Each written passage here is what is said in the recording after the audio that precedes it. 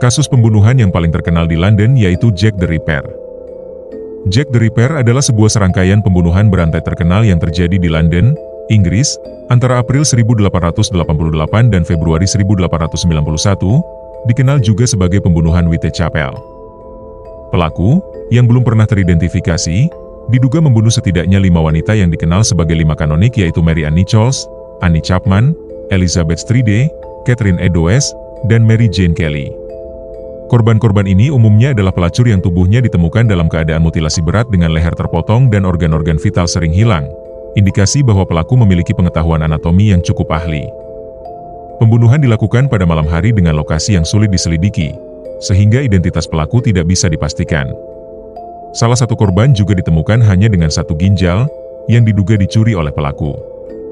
Kasus ini sangat terkenal karena kekejaman mutilasi dan pola pembunuhannya yang unik serta misteri identitas pelaku yang menjadi bahan spekulasi sepanjang sejarah kriminal dunia.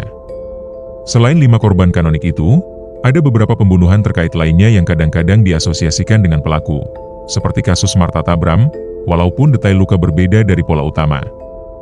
Hingga kini, Jack the Ripper tetap menjadi salah satu pembunuh berantai paling legendaris dan misterius di dunia kriminalitas, dengan banyak teori dan tersangka yang diusulkan tapi belum ada yang benar-benar terbukti.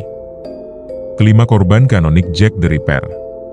Mereka dikenal sebagai The Canonical Five karena dianggap secara umum sebagai korban utama Jack the Ripper. Mary Ann Nichols ditemukan tewas pada 31 Agustus 1888, diikuti oleh Annie Chapman pada 8 September 1888.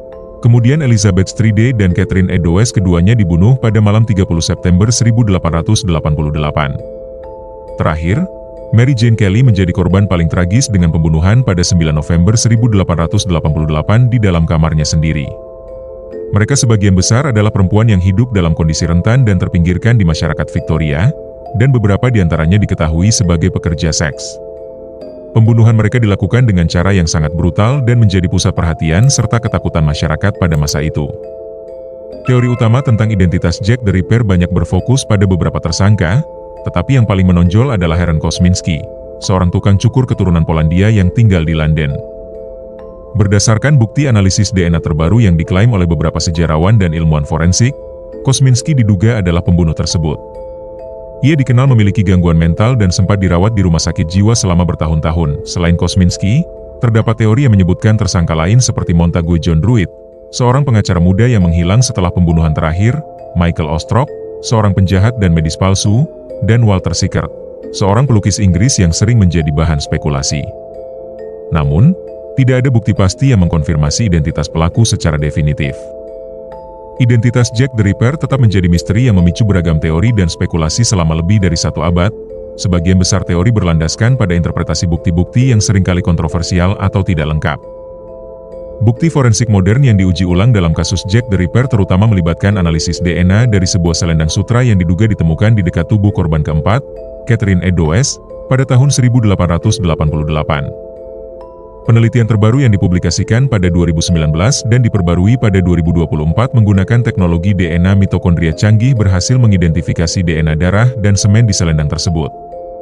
DNA darah cocok dengan keturunan korban Catherine Eddowes, sementara DNA semen cocok dengan keturunan Aaron Kosminski, seorang tukang cukur yang menjadi tersangka utama sejak awal investigasi. Meskipun hasil ini memberikan dukungan kuat terhadap teori bahwa Kosminski adalah Jack the Ripper, banyak ahli skeptis menganggap masih ada risiko kontaminasi dan keterbatasan metode DNA yang digunakan, sehingga belum bisa dijadikan bukti penentuan secara mutlak. Kontroversi juga muncul terkait autentisitas dan asal-usul selendang sebagai bukti asli dari TKP yang sebenarnya. Dengan demikian, meskipun analisis forensik modern telah memberikan wawasan baru dan memperkuat teori tersangka utama, kasus ini tetap belum sepenuhnya terpecahkan secara definitif hingga saat ini dan semua masih sebuah tanda tanya.